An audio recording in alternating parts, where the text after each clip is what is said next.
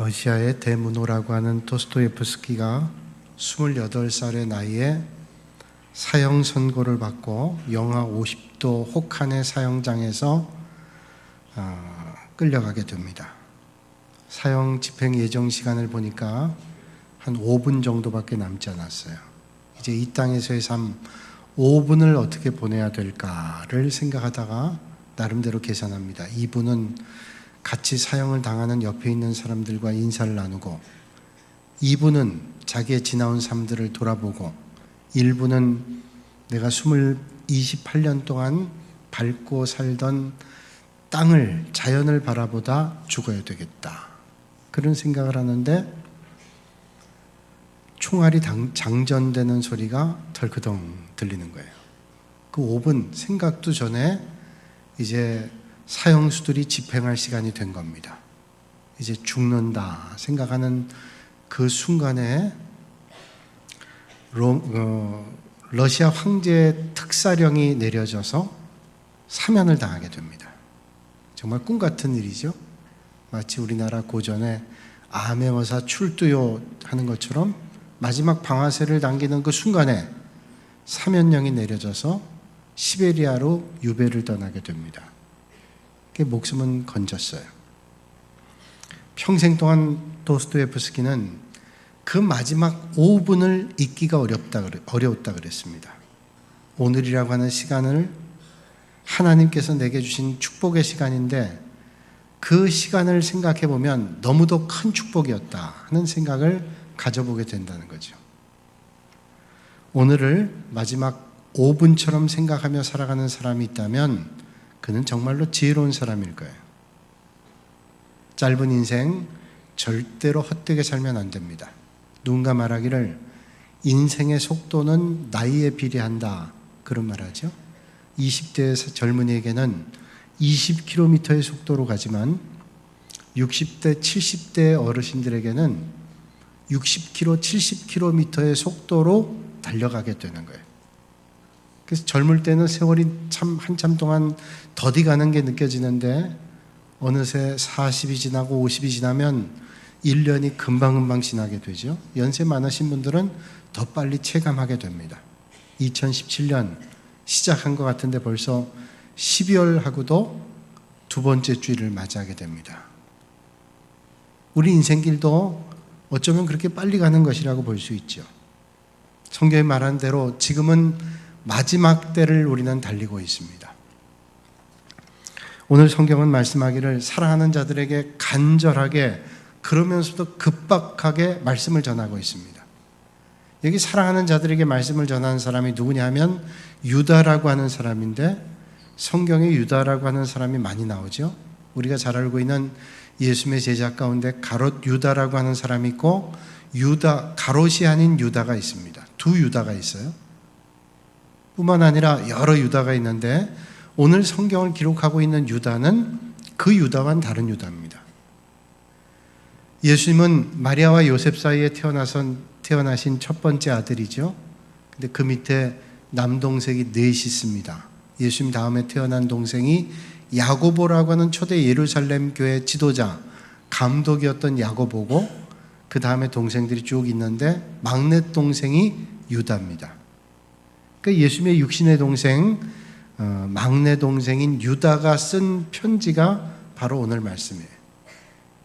유다는 그 당시에 초대교회 공동체 일반적인 성도들이 핍박과 어려움 가운데 있는 성도들을 향해서 이 마지막 편지를 주고 있습니다. 사랑하는 자들에게 마지막 때 어떤 삶을 살아야 될 것인가를 말씀해 주고 있습니다. 그러면서 마지막 때에 나타나는 현상들을 주의 깊게 보라는 거예요. 슈바이처라고 하는 신학자이기도 하고 의학 박사이기도 하고 음악가이기도 한 그분이 아프리카에 선교를 했죠. 이분 원래 신학을 공부했고 나중에 음악과 의학을 공부했는데 이분이 지금의 시대를, 그 당시 슈바이처가 살고 있던 시대를 12시에 예수님이 오시는데 5분 전이라 그랬어요. 그러니까 그 5분 전보다 지금은 수십 년의 세월이 흘렀기 때문에 물리적인 5분은 아니지만 아마 상당히 주님이 오실 마지막 때에 임박했을 거예요. 오늘 나타난 현상들을 보면 마지막 때임에 틀림이 없습니다. 교회가 핍박을 당하고 또 여러 가지 처처에서 일어나는 현상들을 볼 때 이 마지막 때라는 것을 우리는 직감하며 살아가게 됩니다. 그러면 오늘 유다가 주는 말씀은 오늘 우리에게 틀림없이 주는 말씀이죠. 마지막 때 어떤 삶을 우리가 살아야 될 것인가. 오늘 18절 말씀 보면 이렇게 말씀합니다. 마지막 때에 자기의 경건하지 않은 정욕대로 행하며, 마지막 때 정욕대로 행한다는 것은 자기 욕심대로 산다는 거예요. 마지막 때에는 자기 욕심대로 사는 사람들이 생겨나게 되고, 16절 말씀 보니까 정욕대로 사는 사람들에게 나타난 증세를 밝히고 있는데, 원망하는 자며 불만을 토하는 자며 그 정욕대로 행하는 자라, 그 입으로 자랑하는 말을 하며 이익을 위하여 아첨하느니라 말씀하고 있습니다. 원망과 불평과 아첨과 자랑은 모두가 입으로 뱉는 심리적 표현입니다. 입으로 뱉는 심리적 표현이라는 말은 뭐예요? 보통 그 사람이 입에서 나오는 말은 그 사람의 마음속에 있는 것들이 표출될 때가 많습니다. 그러니까 마지막 때 정욕대로 사는 사람들의 입술에는 원망과 불평과 자기 자랑과 아첨의 말이 늘어가게 된다고 말씀하고 있는 거죠. 그러니까 정욕대로 사는 사람은 자기의 욕심을 챙기고 세상에 깊이 빠져 헤어나오지 못하는 사람, 원망과 불평과 자기 자랑과 아첨을 일삼는 사람, 신앙적 경건과는 멀리 동떨어져 있는 사람들이라고 말씀하고 있는 겁니다. 쉽게 말씀드린다면 하나님을 무서워할 줄 모르는 사람들이 마지막 때에 많아지게 된다는 거예요. 이건 믿지 않는 사람들만이 아닙니다. 예배당을 나오는 사람 가운데도 하나님이 무서운 줄 모르는 사람들이 늘어간다는 거예요. 하나님 무서운 줄 모르기 때문에 자기 마음대로 살고 자기 마음대로 살다 보니까 하나님이 무서운 줄 모릅니다. 교만해지고 하나님을 대적하게 되고 그런 사람들이 많아지게 된다는 거예요. 우리 교회는 마지막 때에 절대로 그런 사람들이 생겨나지 않기를 주님의 이름으로 축복합니다. 그런데 절대로 잊지 말아야 돼요. 우리가 섬기는 교회는 그냥 교회가 아닙니다. 어떤 사람, 몇 사람이 교회를 개척해서 사람들이 들어가서 교회가 부흥해서 교회가 성장해서 하는 일이 많아지고 그런 교회, 자연 그냥 누구 몇 사람이 해서 세워진 그런 교회라고 생각하면 안 된다는 거예요. 우리가 섬기는 교회는 하나님의 교회입니다.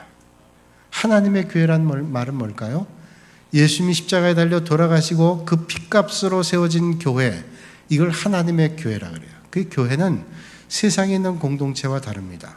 세상의 어떤 공동체는 누군가 오너가 어떤 기업을 시작하고 어떤 공동체를 시작할 때 열심히 해서 그 공동체가 성장하게 되고 기업을 일구고, 이거는 오너가 세운 기업이죠. 그것도 자기 마음대로 못하죠. 근데 교회는 사람들이 몇 사람이 했다 할지라도 절대로 오너가 그 사람들이 아니에요. 교회는 하나님의 교회야. 내가 열심히 했다고 이 교회에 내가 주인이다 그렇게 얘기하는 건 정말로 잘못된 겁니다.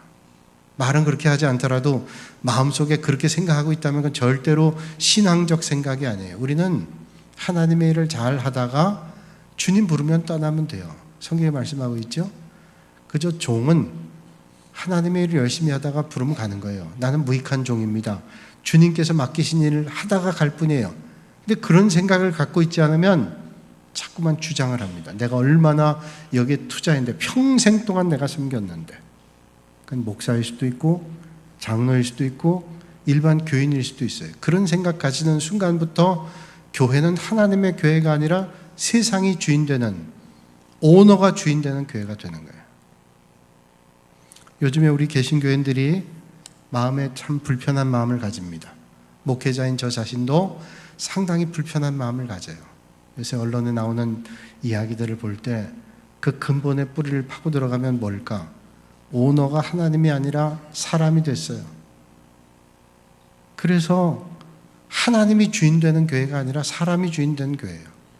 그럼 몇 교회만 그럴까요? 혹 우리가 그런 마음을 가지고 있다면 그건 하나님의 교회라고 생각하는 거 아닙니다. 예수님의 피값으로 세워진 교회라고 입술로 말한다 할지라도 그 마음은 절대로 주님의 몸된 교회가 하나님의 교회라고 생각하지 않는 거예요. 우리는 섬기다가 다 떠납니다. 뭐 멀리 이사 갈 수도 있고 또 다른 지역으로 갈 수도 있고 이 세상을 떠날 수도 있고 언젠간 다 떠나게 되면 또 다른 하나님의 사람들이 주님 몸된 교회를 섬기게 되는 거예요. 주님 몸된 교회를 잘 섬기다 언젠간 주님 부르면 또 가는 겁니다. 이게 우리의 믿음의 자세예요. 하나님의 교회이기 때문에 아무리 누가 흔들고 다녀도 절대로 안 됩니다. 왜? 하나님의 교회니까. 하나님의 교회를 누가 흔들 수 있어요? 하나님의 교회는 신적 거룩성이 거기 있기 때문에 사람이 아무리 흔들려고 해도 흔들 수 없습니다. 하나님의 몸된 교회인데. 미국의 풀핏이라고 하는 잡지가 있습니다. 주로 목회자들이 보는 잡지인데 풀핏이란 말이 뭐예요? 강단, 강대상 이런 의미죠. 설교가 선포되는 강단을 얘기합니다. 이 잡지를 30여 년 동안 출간한 목사님이 있는데 스피노스 조디아트라는 목사님이 평생 동안 목회하면서 자기가 경험했던 것들을 늘 글로 남겼어요. 다른 훌륭한 목사님의 글도 남겼지만 그게 여러 목회자들이 큰 도움 됐습니다. 왜? 자기가 먼저 간 길을 얘기하니까.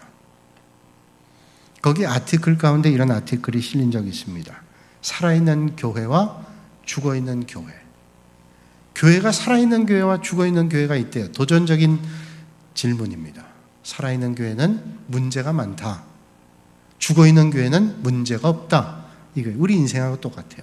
무덤에 가면 아무런 문제가 없잖아요. 근데 살아있는 동안 문제가 많아요. 돈 없다. 이런저런 갈등이 있다. 고민이 있다. 살아있는 교회도 그렇대요. 주차장이 부족하다. 교육시설이 부족하다. 또 준비한 돈이 없다. 뭐 이런저런 게 없다. 살아있는 거예요. 그러니까 살아있는 교회는 문제가 있어요. 문제가 있다고 그 교회가 어렵다. 아니에요. 주님 몸된 교회이기 때문에 하나님이 운영하신 한 그 문제는 축복의 기회로 얼마든지 바뀔 수 있다는 거예요. 근데 죽어있는 교회는 아무런 반응이 없습니다. 문제도 일어나지 않고 아무런 문제 없어요. 그러니까 교회가 문제가 있다고 너무 부정적일 거 없어요. 왜? 하나님의 몸된 교회니까. 이 땅에 있는 교회가 어려움이 있다 할지라도 하나님의 교회는 반석 위에 든든하게 세워지게 될 줄로 믿으시길 바랍니다. 그 주님 몸된 교회를 우리가 잘 섬겨나갈 수 있다면 그게 축복이에요. 18절 끝에 부분 보면 조롱하는 자들이 있으리라 이렇게 말씀합니다. 이게 마지막 때 유다가 성도들을 향해 권면하는 말이에요. 마지막 때가 되면 정욕대로 사는 사람이 있고 조롱하는 사람들이 있을 거다. 조롱이란 말이 뭐예요? 국어사전에 조롱이란 말은 다른 사람을 속여 희롱하거나 농락하는 것, 실없는 말로 시덕거리는 것, 이게 조롱하는 겁니다. 이런 사람들은 교회에서 정욕대로 살면서 조롱한다는 게 교회 밖에 문제가 아니라 마지막 때가 되면 교회 안에 예배당 나오는 사람 가운데 소위 믿는다고 하는 사람 가운데 이런 일들이 있다는 거예요. 조롱하는 일들이 있다는 겁니다. 누굴 조롱해요? 잘 믿고 충성하는 사람을 조롱한다는 거예요. 그러니까 잘 믿고 충성하는 사람에게 예수를 그따위로 믿으면 되겠는가? 그렇게 심하게 믿을 필요가 있어? 그렇게 충성해서 누구에게 잘 보이려고 그래? 그러면서 예배당 나오는 사람이 또 다른 믿음의 사람에게 그렇게 조롱한다는 거예요. 이게 마지막 때 있는 일이라는 거예요. 여러분, 가롯 유다를 잘 아시죠? 향유 옥합을 깨뜨린 마리아를 향해서 가롯 유다가 어떻게 했습니까? 옥합을 깨뜨려서 예수님을 씻겨드리는 마리아를 향해서 비난을 합니다. 뭐라고 비난합니까? 그게 얼마짜리인데 그걸 팔아서 가난한 사람에게 도와주면 얼마나 많은 사람이 도움이 될 텐데 한 데나리온이 하루 일당이니까 300데나리온은 300일 동안 일하는 사람의 일당이라면 5만 원이라면 얼마예요? 1,500만 원. 일당이. 만약에 10만 원이라면 3천만 원. 그거 가지고 어려운 사람 많이 도울 수 있을 거예요. 틀린 말은 아닙니다.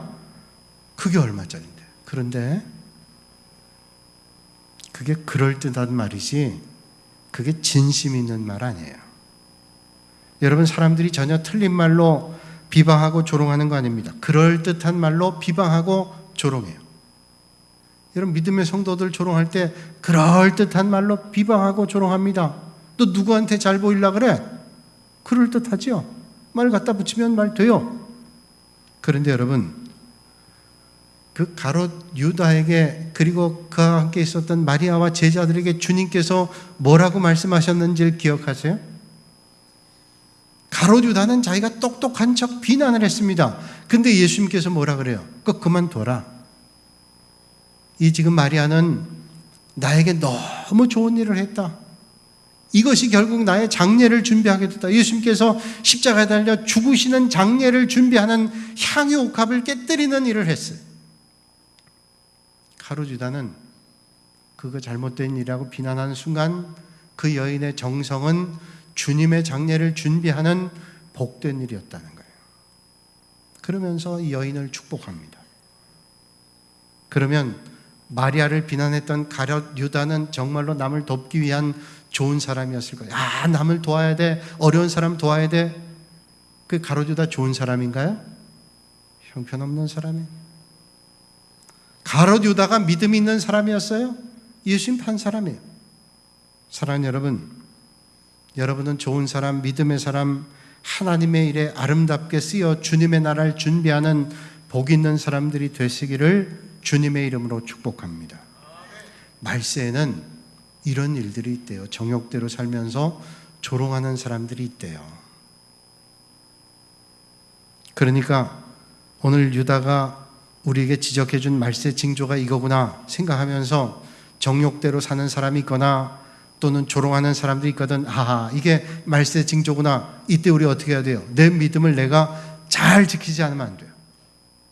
여러분, 시험이 오고 환난이 올 때 그저 느슨한 마음으로 유람선 타듯이 돌아다니면 시험이 올 때 그 시험에 딱 넘어집니다. 지금 한국교회가 어려울 때 어떻게 해야 돼요? 내가 믿음을 잘 지키지 않으면 그 믿음의 시험이 올 때 넘어져 버리고 흔들려 버립니다. 그래서 어떻게 돼요? 결국 내가 가지고 있던 믿음마다 다 잃어버리면 그 누가 해결해줘요? 시험이 와도 여러분 그 시험을 하나님 주시는 말씀으로 잘 이겨 그 시련 가운데도 여러분의 믿음이 든든한 자리에 서실 수 있기를 주님의 이름으로 축원합니다. 말세가 되니까 믿음을 잃어버려요. 그래서 열심히 예배드린 사람들이 시험이 오니까 예배 자리 떠나고 말씀의 은혜 받던 자리 떠나고 예전처럼 말씀이 들리지 않고 기도 생활이 없고 신앙생활이 형편없어지게 되는 게 거기 있어요. 시험이 오기 때문에. 말씀 시험이 오니까 그걸 알고 믿음 생활을 잘해야 되는 거예요. 열왕기하 2장 23절로 24절 말씀 보면 당시에 베델에서 동네 아이들이 엘리사 선지자를 조롱하다가 곰에 물려서 42명이 찢겨서 죽는 사건이 벌어지게 됩니다. 엘리사 선지자는 어떤 사람인가 하면 엘리야의 영적인 제자로서 이 사람은 외적으로는 볼품이 없는 사람이에요. 키는 작은데 또 몸은 뚱뚱합니다. 키가 크고 몸이 뚱뚱하면 괜찮아요. 근데 키가 작고 몸이 뚱뚱해요. 거기까지는 또 괜찮은데 거기에 또 머리카락이 없었어요. 대머리. 깜깜히 곰곰이 그려보니까 이 사람은 그냥 있어도 마음이 아파요. 그냥 있어도 마음 아파요. 무슨 내가 그렇게 태어나고 싶은 것도 아니잖아요. 하나님께 태어나게 하셨는데 머리숱도 없게 했죠. 키도 작은데 뚱뚱하게 했죠. 이게 얼마나 마음에 상처가 있고 아파요. 그런데 어느 날 베델 앞에 동네를 지나고 있는데 아이들이 때로 몰려 나와서 엘리사 선지자를 놀립니다. 뭐라고 놀려요? 다른 거로 놀리는 것도 아니고 대머리여 올라가라, 대머리여 올라가라. 성경에 나와요. 대머리여 올라가라, 대머리여 올라가라. 표준 세번역에는 이렇게 얘기합니다. 대머리여 꺼져라. 죄송합니다. 표준 세번역에 있는 말이에요. 대머리여 꺼져라. 엘리사 선지자가 들은 말이에요. 엘리사 하나님의 선지자, 하나님의 종 아니에요. 하나님의 종에게 엘리야야 꺼져라, 대머리야 꺼져라. 얼마나 화가 난지 몰라요. 하나님의 종인데 화가 났어요. 24절 말씀 보니까 엘리사가 화가 나서 뒤를 돌이킵니다. 그러면서 그들 보고 여호와의 이름으로 저주하며 곧 숯불에서 암곰 둘이 나와서 아이들 중에 42명을 찢었더라고 말씀해요. 무서운 일이에요. 암곰이 나와가지고 숯불에서 42명의 어린아이가 찢어져 죽었어요. 여러분, 아이들이 거짓말했어요? 본대로 했어요. 대머리니까 대머리고 올라가니까 대머리 올라간다 그랬고, 그런데 그게 사실이라 할지라도 선자를 희롱한 게 마땅하지 않은 거예요. 올바르지 않은 거예요. 그래서 하나님께서 이런 벌을 내리셨어요. 하물며 사실이 아닌 걸 말하는 것은 더 말할 나위가 없어요. 마지막 때 이런 일들이 있다는 거예요. 뿐만 아니라 마지막 때에는 정욕대로 행하고 조롱하는 자들이 생기고, 뿐만 아니라 마지막 때 뭐예요? 분열을 일으키는 사람들이 있다는 거예요. 꼭 기억하셔야 돼요. 마지막 때 정욕대로 하는 사람들이 생겨나고, 믿음 안에도, 그리고 또 믿음의 성도들을 조롱하는 사람들이 생겨나게 되고, 마지막에 뭐예요? 분열을 일으키는 사람이 있대. 분열. 예수님 잘 믿고 충성하는 사람들을 오히려 조롱하고 상처를 주고, 그래서 믿음이 떨어지면 좋아합니다. 여러분, 믿음 떨어지면 좋아요. 이게 믿는 사람이 아니죠. 예배 안 드리게 하고, 예배 시간에 아멘 하면 왜 아멘 하냐고 그러고, 아니 이게 믿는 사람이 하는 말이 아니에요. 근데 그걸 좋아해요. 그리고 자기와 한패가 되면 좋아하는 사람들 교회에 드나들면서 뭘 해요? 당을 짓습니다. 패거리를 만든단 말이에요. 19절 말씀에 성경이 말씀하고 있어요. 옛 개혁판 성경이 이렇게 말합니다. 이 사람들은 당을 짓는 자며, 그러니까 정욕대로 행하고 조롱하고, 이 사람들은 당을 짓는 사람이에요. 파당을 만드는 사람들. 그러니까 교회 안에 당을 짓는다는 건 뭐예요? 분열시키고, 교회를 분열시키는 건 누가 좋아해요? 마귀가 좋아하는 일을 하고 있다는 거예요. 여러분, 지금 마지막 때예요. 마지막 때 이런 일들이 있다는 것을 우리가 잘 알고, 이때 우리의 믿음을 잃지 않도록 힘쓰셔야 돼요. 교회 안에는 남선교회가 있습니다. 여전도회가 있고, 안수집사회가 있고, 권사회가 있고, 각 성경반이 있고, 제자훈련과 사역훈련이 있고, 세가족 성경공부가 있고, 베델 성경공부가 있고, TV 성경공부가 있고, 성지연구반이 있고, 여러 모임이 있습니다. 여러 자치단체도 있습니다. 교회 안에. 거기에 들어가서 일하고 섬기면 됩니다.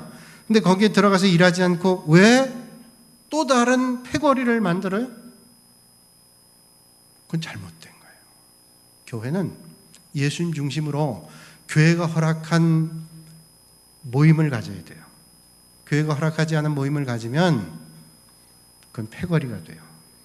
조금 거친 표현일 수 있어요. 그러나 그건 패거리가 되는 거예요. 그 그룹은 잘못됩니다. 왜 그런 파당을 만드는지 아세요? 교회 안에서 자기의 힘을 과시하고 싶기 때문에 만드는 거예요. 자기 힘 가지고는 안 되니까 자기와 뜻을 같이 해서 몇 사람 패거리를 만들어서 자기 힘을 과시하려고 그러는 거예요.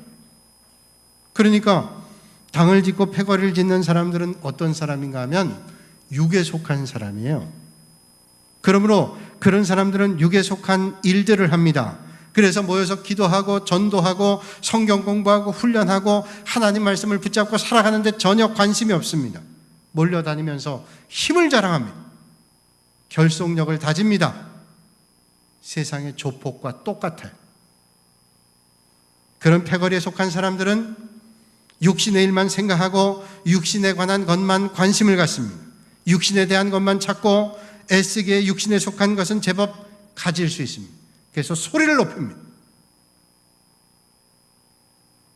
그런데 정말로 문제가 있어요. 거기에. 어떤 문제요? 막상 성도들이 있어야 될 성령이 그 안에 없다는 거예요. 겉으로는 제법 가진 것 같고 힘이 있는 것 같아 소리를 칩니다. 그런데 예수 믿는 사람의 마음에 성령이 있어야 되는데 성령이 없어요. 그러니 말씀이 없고 기도가 없고 은혜가 없고 없어요. 쭉정입니다. 성경은 말하죠. 쭉정이는 어떻게 돼요? 마지막 때 쭉정이 모아서 다 불태워버린다고 성경은 말씀하고 있습니다. 여러분, 교회 안에 절대로 파당이 있으면 안 돼요. 우리끼리만 모이자. 모여서 밥 먹는 거 괜찮죠. 근데 모여서 회비를 내고 우리끼리만 모이고 너희들은 안 돼. 이거 파당해. 우리 교회 역사에도 수십 년 전에 그런 일이 있어서 일부가 뛰어나가서 또 다른 교회를 개척했습니다. 교회 파당은 분열돼요. 제가 어제 책을 보는데 한국 교회가 이거 참 어렵겠다는 생각이 지금 들어요. 기도 더 해야 되겠다. 지금 교회 어떤 문제를 가지고 한 교회의 문제 가지고 세상적으로도 비난받지만 교회도 수천 명의 목사님이 이제 다음 주에 기도 공부에 그 문제에 대해서 성명을 낼 거예요. 저도 거기에 서명했어요. 그거 하나님 기뻐하시지 않는 일이기 때문에 저도 서명했어요. 근데 이거 정말로 지혜롭게 하지 않으면 우리 교단이 두 쪽 나겠다는 생각이 들어요. 고민하고 기도하고 있어요. 왜 그럴까? 욕심 아니에요, 욕심. 하나님 먼저 아니라 내 욕심 아니에요.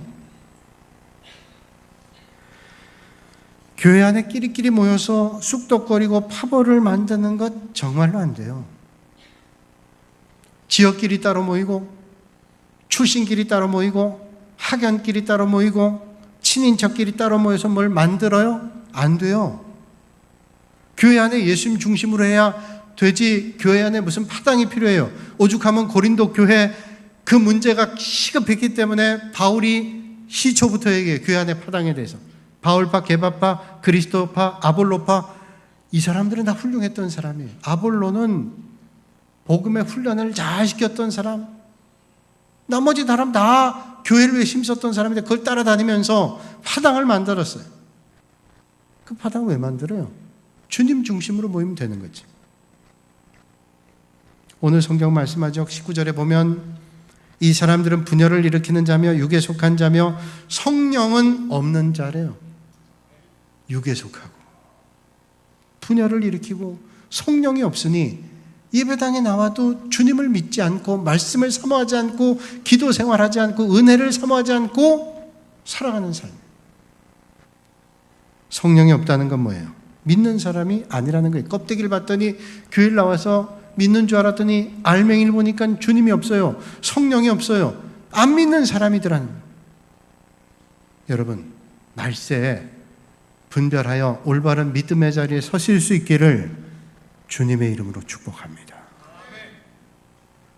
이 정말로 중요한 일이에요.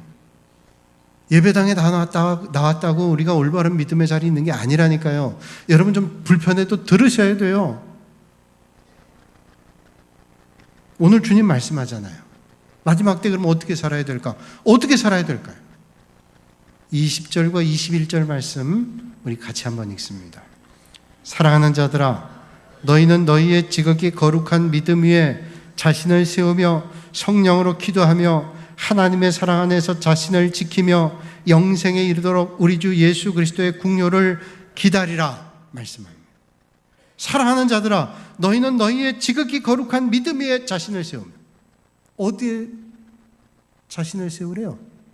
믿음 위에 자신을 세우래요. 바꿔 얘기하면 말씀 위에 자신을 세우래요.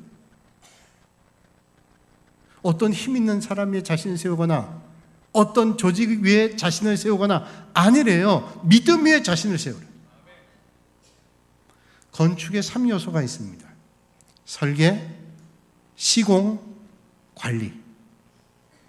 건축을 든든하게 하기 위해서는 설계가 잘 돼야 됩니다. 그래서 기초를 든든히 해야 돼요. 높은 빌딩을 세우려면 설계가 잘 안 되면 안 돼요. 설계한 대로 시공을 해야 돼요. 그리고 설계 시공 끝난 다음 관리를 잘해야 됩니다. 그래야 견고한 빌딩이 세워지게 됩니다. 집을 지을 때 터를 든든한 곳에 세우지 않으면 다 무너져요. 믿는 사람, 그것도 그냥 믿는 게 아니라 잘 믿는 사람, 믿음 위에 터를 세우라고 주님은 말씀하고 있습니다. 믿음 위에다 날 세우고, 믿음 위에다 가정을 세우고, 믿음 위에다 나라를 세우고, 믿음 위에다 일터를 세우고, 믿음 위에다 교회를 세우고, 믿음 위에 세워야 올바로 세워진다. 미국이 뭐 누가 뭐라 그래도 세상에서 제일 잘 사는 나라 아니에요? 항공모함이 오면 북한에서 벌벌 떠는 게 뭐예요? 항공모함 한 대면 북한을 초토화시킬 수 있다는 거 아니에요?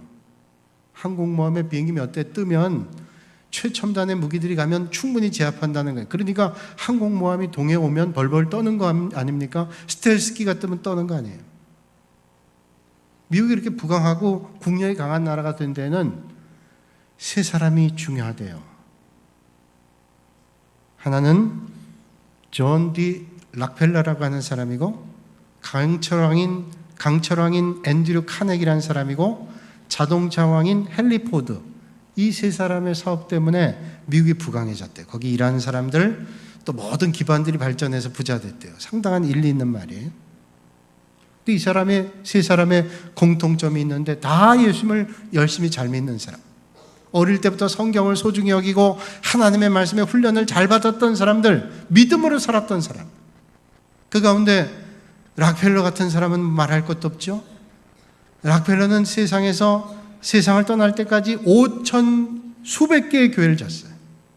특히 맨하탄 북쪽에 있는 리버사이드 처치라고 하는 교회는 에머슨 포스틱이라고 하는 유명한 설교가가 그 교회에서 설교했던 교회예요. 그래서 그 시대의 대답을, 그 문제에 대한 대답을 에머슨 포스틱이라는 목사님이 해줬대요. 리버사이드 처치, 유명한 교회, 락펠러가 세운 교회. 락펠러는 10살 때 조그만 가게에서 점원으로 일하면서 하나님 말씀 어머니가 주신 걸 잘 읽고 믿음의 삶을 살았어요. 예배 생활 잘 하고.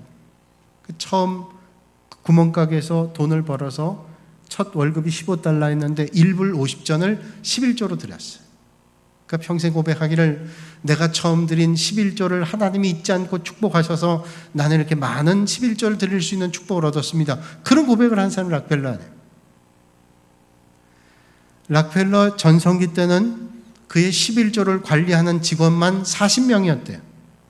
사업을 관리하고 재정을 관리한 사람이 아니라 11조를 관리하는 사람이 40명. 얼마나 많은 11조를 드리면 올바로 드리기 위해서 혹시 내가 떼먹는 게 아닌가, 그걸 정확하게 해서 하나님 앞에 드리도록 관리한 사람이 40명. 축복을 안 해주겠어요? 맨하탄에 가다가 웬만한 빌딩에 들어가면 거기 다 락펠러 이름이 있습니다.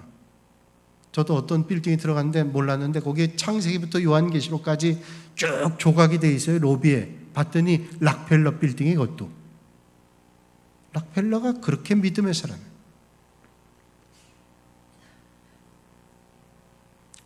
락펠러가 젊어서 돈을 좀 벌게 되자 그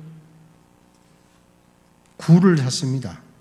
그 금광을 샀어요. 그래서 금을 캐내기 위해서 금광을 개발하는데 틀림없이 지질조사라니까 금광이 있다는 거예요. 근데 파도 안 나오는 거예요.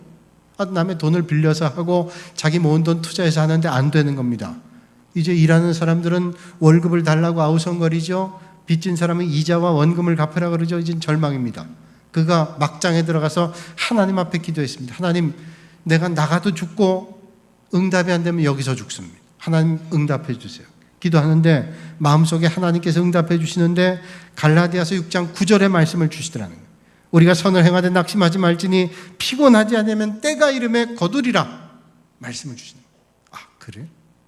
하나님 주신 말씀이니까 때가 이름 거둔다 말씀하셨으니 낙심하지 말고 하나님 말씀대로 해야지. 봤어요. 계속 봤습니다. 근데 금광이 안 나오는 거예요. 금이 안 나옵니다. 그런데 파다 보니까 석유가 터졌어요.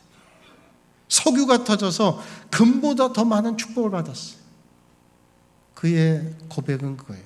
내가 이런 물질의 복을 받은 것은 하나님의 축복이다.